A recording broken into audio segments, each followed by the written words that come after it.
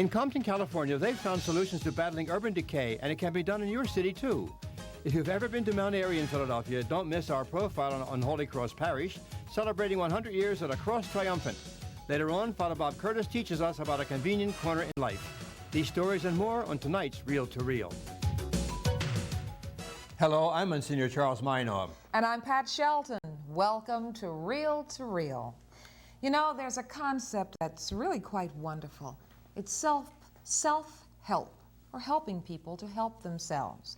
Well, the Campaign for Human Development is such a program, and tonight we'll learn how it works for people who really want to help themselves. A lot of people are accused of not helping themselves, Pat, than the homeless. And there's a lot of homelessness coming up, which I think we're not aware of. Number of people who never achieve the American dream to own their own home. And so you've got to look at rebuilding in every way you take it. And when you think about it, from the old law to the new law, the whole subject and need is rebuilding. That's what Nehemiah House is all about. This is Compton, California, home to some of the meanest streets in Los Angeles County. It is typical of most inner cities, with its urban decay and violent street gangs. But Compton is also home to many good people who are raising families and hoping for a better future. Part of that hope lies in their goal of one day owning a home and becoming part of the American dream. But affordable housing is very difficult to obtain, and too many are renters in substandard housing, with little hope of ever buying a home of their own.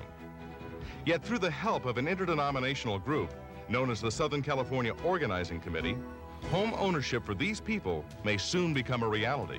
Southern California Organizing Committee is a interdenominational, broad-based organization to move really leadership within the churches to take an active role in their cities and in their towns and in their communities. They take on issues such as raising minimum wage, such as banning assault weapons, such as affordable and safe housing in the areas.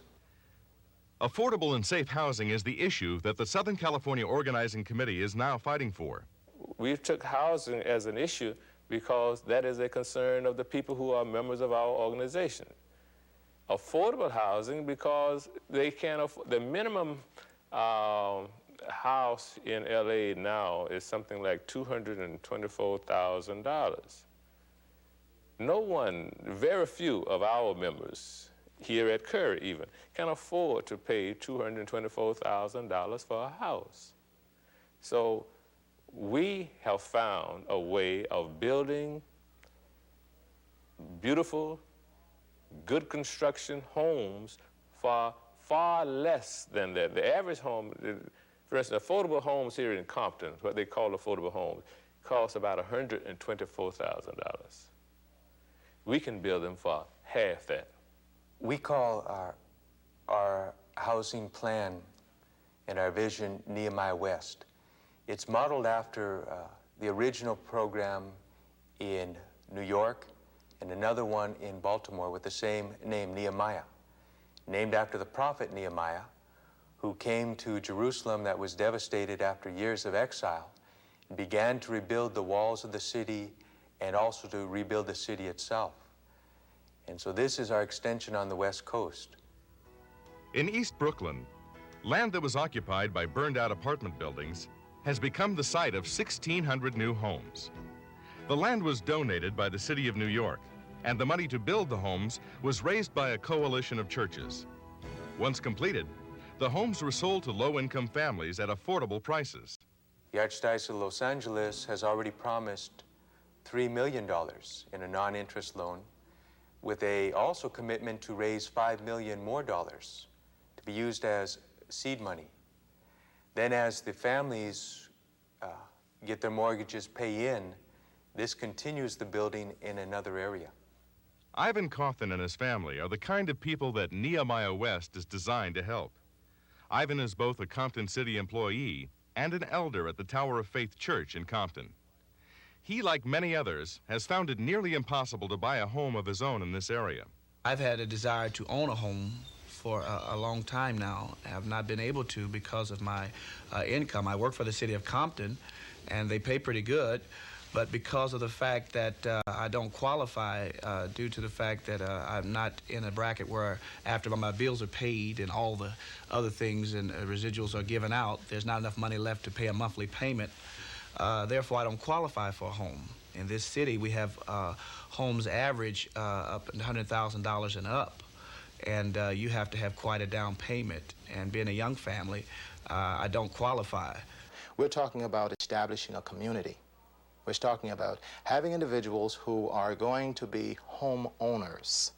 And of course, these individuals are going to be screened in terms of their ability to pay, whether or not they're within the parameter that we've set as far as their earning capacity is concerned. Giving these individuals the opportunity of owning a home, having a part of their community. And then what happens then is that these individuals begin feeling that here is a place that I would like to stay. Here is a place that I'd like to raise my children. Here is a place that I'd like to see that is developed, I want to be a part of. This is the proposed site for the first 600 Nehemiah West townhomes. The city of Compton has designated this property for commercial use. 11 years ago, the Compton Auto Plaza was established with room for 14 dealerships. Only 4 have ever opened, and 2 have already gone out of business. Work continues on this luxury hotel that is behind schedule. Some estimate that the city has spent over $23 million on this losing venture, and so far has brushed aside all proposals made by the Southern California Organizing Committee for this property. We're talking about putting together 3, 4, 5, 600 homes in one place, making this a community. Homes are where people live. And once people know that their homes are safe and they have homes that they don't mind showing off and showing to people, then they're ready to take an interest in the community. They're ready to say, hey, let's stop gang warfare. Let's stop this stuff. Nehemiah Homes would be a concrete example for our city always, a model even to other cities on the West Coast of what is possible when churches unite, when they really stand together for issues of human development and social justice. For poorer cities like Compton, projects such as Nehemiah West serve as a final option in bringing pride of ownership back to the community. I believe that this is, at this point in the city's development, our last gasp. And that might sound very dramatic, but I believe this is the last opportunity that we have to actually save our city. Affordable and comfortable housing is not just a pipe dream. It can be done. It takes work and planning, but you know we can do it, and so can they. You know, occasionally I have to travel through the Mount Airy section of Philadelphia, right up Mount Airy Avenue, past a beautiful edifice called Holy Cross Church. Well, Holy Cross is tonight's parish profile, and we get a chance to go inside to view its beauty, where Father James Locke is pastor.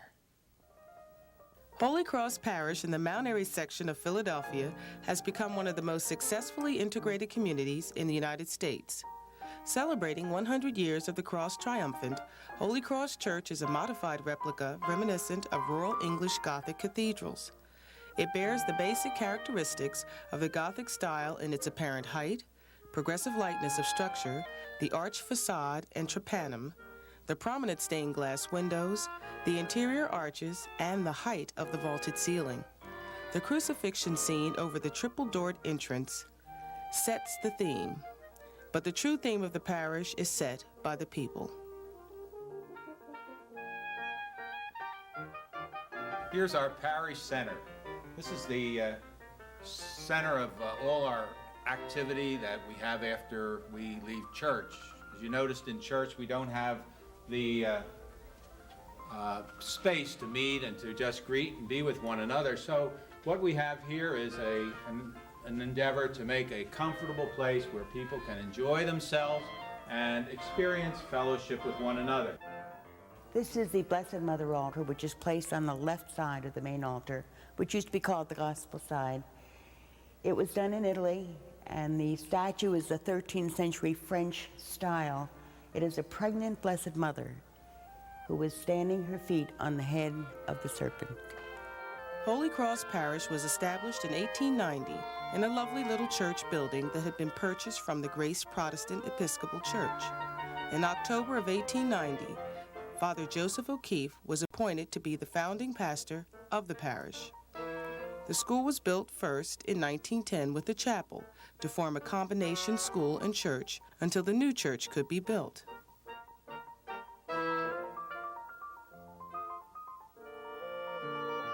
The convent opened in 1912. The new convent was built in the 50s and has always been the home of the Sisters of St. Joseph. The rectory wasn't purchased until 1922, and the original building still stands. Holy Cross Parish, celebrating its 100th birthday with a focus on parish life, parish people, and ultimately parish love.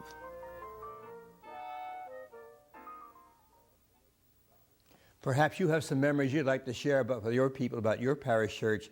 I'd love to share with you some memories I have of that one.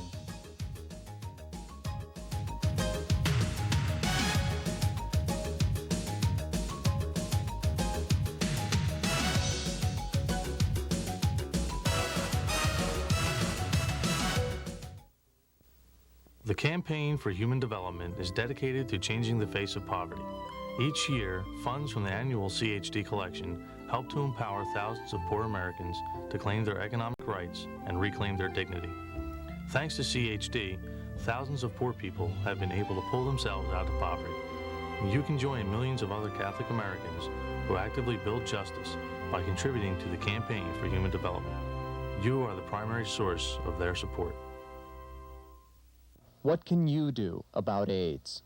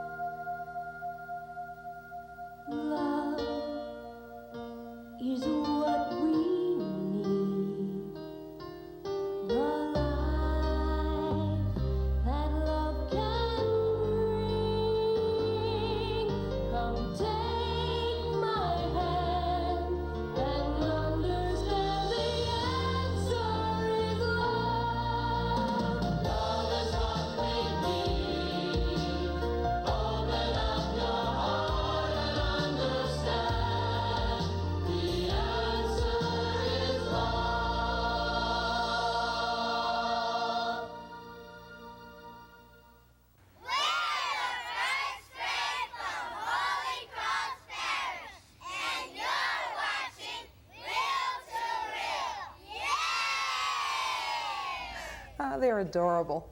Well, now, my guest tonight is Sister Grace Patrice Allen.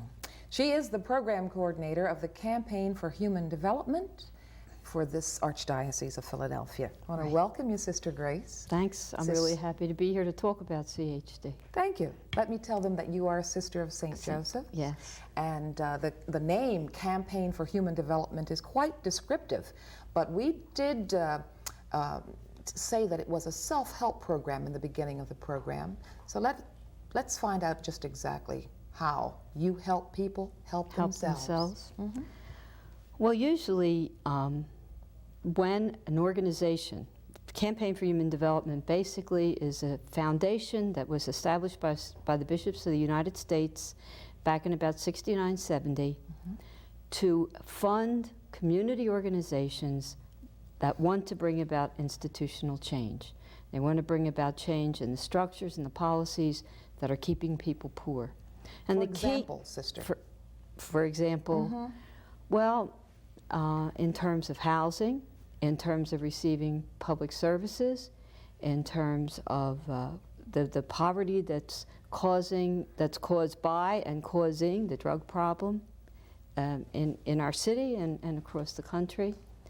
And when a group organizes themselves and decides that they want to do something about this, very often they'll call me on the phone and ask for an application, and I'll mail the application to them.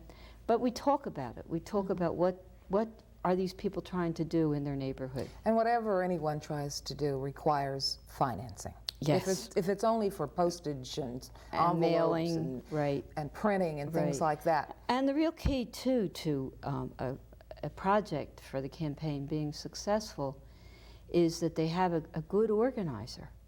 And so very often campaign money is used to hire an organizer. Oh, I see. Okay. So the people might come up with a good idea. But they need the someone skill, right? who will help them implement it. Right. Okay. Now, you don't fund individuals per se. No. You have to be a group. A community organization, and usually they're a 501c3. You know, they've applied for that status. Most of the organizations are incorporated, and they're nonprofit. And the key, too, to campaign is that it's the poverty group themselves who own that project. In other words, they identify the issue that needs to be addressed. And the people who are low-income, minorities, low-income and/or minorities, they develop the strategies with the help of an organizer to address this problem, whatever it is, that is keeping the people in poverty. Now, there are certain neighborhood organizations of some size that we're aware of, but how small can a group be in order to be Get able to apply started? to you? Yes. Well, usually sometimes a group will start out with several block clubs. And these blocks will come together in a neighborhood, form an organization, and apply to us for seed money, for funding. And their purpose might be, for example, to eradicate some blight in the neighborhood? Right. And then they get a success, and they find out that they can do, when they act together, when they participate with each other, when they work for the common good, and that's key to campaign. Participating, working for the common good, they realize, hey, we can change stuff. We don't have to stay like this. We don't have to live like this. We can do something about it. All right, sister, now we've got a couple of blocks that have gotten together with an idea for something to improve their neighborhood. But suppose they don't have any particular expertise, say, for example, in proposal writing or whatever. Now, they call you on the phone for assistance. The bottom line is they want cash. Can you help them there? How can they write their proposal? Well, what we just had recently in the Archdiocesan office was a meeting for people who are interested in getting funding. So they got a good sense of what the criteria and the guidelines are. But you can send them a whole list of specifications and things like that. Right. And you are available for personal consultation with applicants. Absolutely. Very good. Now, we know this money has to come from somewhere, sister. And I understand and I know that it comes from an annual appeal. Tell us about that very quickly. Okay, the collection for the Campaign for Human Development is taken up in all the dioceses of the United States on the Sunday before Thanksgiving, which is an appropriate time to do that. We have so much to be thankful for. Right. There are people that don't have anything to be thankful for. And that's when the collection is taken up. And it's only taken up once a year? Once a year. Well, Saturday night and Sunday morning. But this year, Campaign for Human Development Sunday is November 18th. November 18th. The appeal will be made on November 11th, and then the collection will be taken up that November 17th, November 18th. Very fine. And so, if you agree that the concept of self-help is a good one, please remember to turn in your envelope for the Campaign for Human Development on November the 18th. Thank you so much, Sister Grace, for being with us. Thank you. And won't you stay with us for a little bit more of Real to Real? We'll be right back.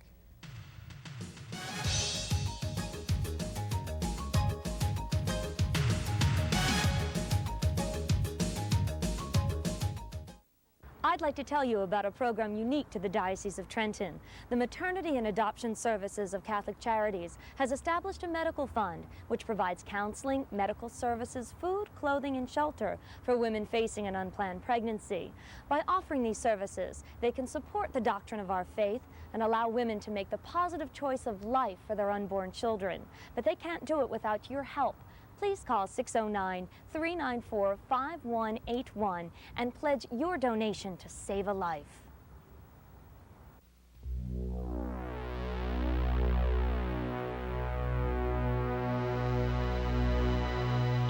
Today I'll take a stand. I'm here to lend my hand. Now that I can see, the change is up to me. It's up to us. What are you waiting for? Hello, I'm Gary Maddox. Learning to read can change your life. To get help, call the Mayor's Commission on Literacy at 686-8652. We welcome your comments, suggestions, and donations and encourage you to write us at Real to Real, St. Charles Seminary, 1000 East Wynwood Road, Overbrook, PA 19096, or call us during regular business hours at 668-9842. The whole concept of Christian commitment for life, for prayer, for love, for happiness is so interrelated that we shouldn't be surprised at the connections that we make. For instance, the connection between the reflections of a priest celebrating Mass, to the crippling effects on a body, and to the adoration of the presence of Jesus in our midst. Heavenly Father, accept our thanks and praise for all that you have done for us. We thank you for the splendor of the whole of creation, for the beauty of this world, for the wonder of life, and for the mystery of love. We thank you for the blessings of family and friends, and for the loving care which surrounds us on every side. We especially thank you for the precious gift of your most holy Eucharist, the body and blood. We thank you because when we eat your body, we never hunger again. And when we drink your blood, we never thirst again. Help us to appreciate this tremendous gift in our lives. Help us to grow daily in acknowledging you in the great mystery of the Eucharist. Heavenly Father, we thank you for the gift of your Son and the precious gift of the Most Holy Eucharist. We ask this through the merits of your Son, Jesus, who died on the cross at Calvary in order to free us from sin. No, this isn't a country club pool. This happens to be a therapy pool for victims of stroke and arthritis. It happens to be also one of the most miraculous treatments that these pain-filled people have found so far. Here, seniors can slip the bonds of gravity and find in the water a freedom that they no longer have on land.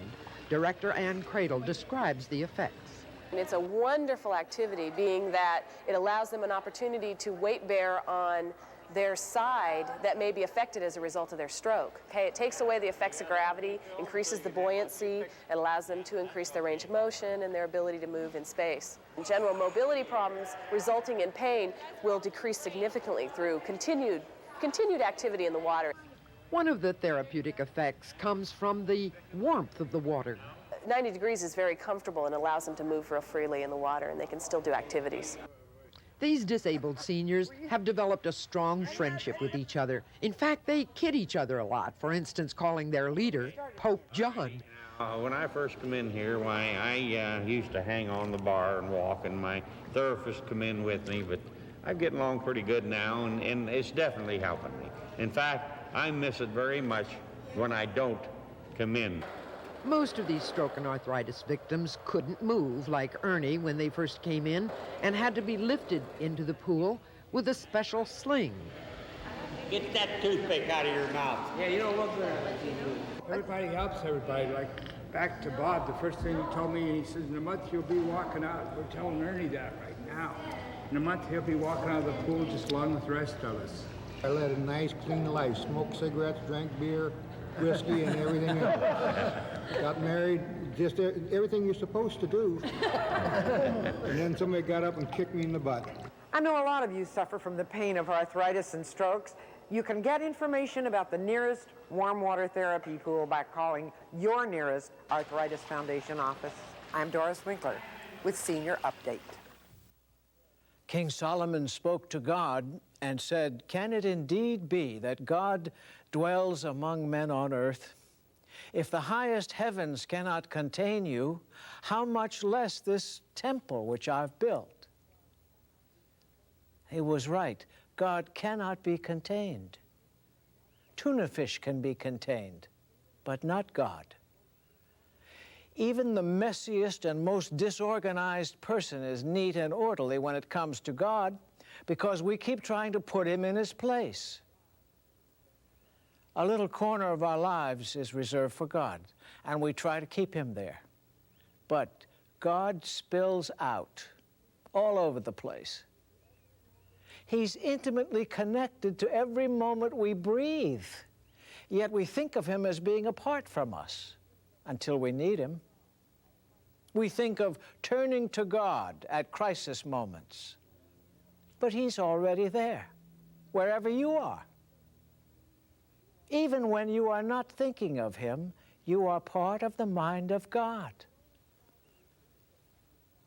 We always try to reduce things to a size we can handle. That's understandable, except when it comes to God. We cannot reduce him. God always spills out. Perhaps that's what churches are for. Within them, within churches, God confines himself to a size and situation we can grasp and experience. Now, that's how I think about the Mass. When I'm at the altar, I have this feeling that God is stooping down to be kissed by his child. Pat, I think a lot of good things go undone because people are afraid to start. I'm so glad to hear Sister Grace talk about helping people write proposals to get going. Yes, and I'm happy to know that you don't have to worry if you can't spell or punctuate. Call Sister Grace and she'll help you. She'll help you put your idea together for evaluation and funding. There's no need to be timid. No. But a lot of us will hold back, wait for someone else to take the lead, and meanwhile, nothing gets done. Or wait for handouts. Don't wait for handouts. You can't wait for handouts. What did it say? God helps those who help themselves. Sure. But he won't do for you what you can do for yourself. On the other hand, good people doing nothing. Well, let's all of us do something for the future now. Really plan for the future with all the grace that God gives you. Good night now, and God bless you. Good night. We'll see you next week.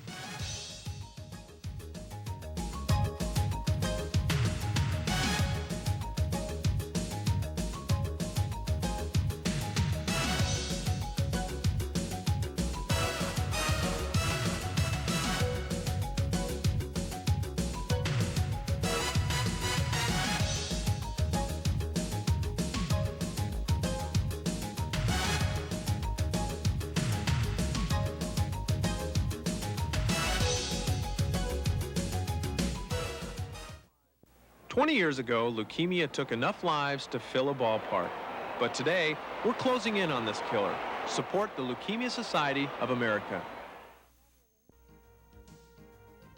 Travel arrangements for Reel to Reel by Atkinson and Mullen, Newtown Square, PA, 215-359-5980.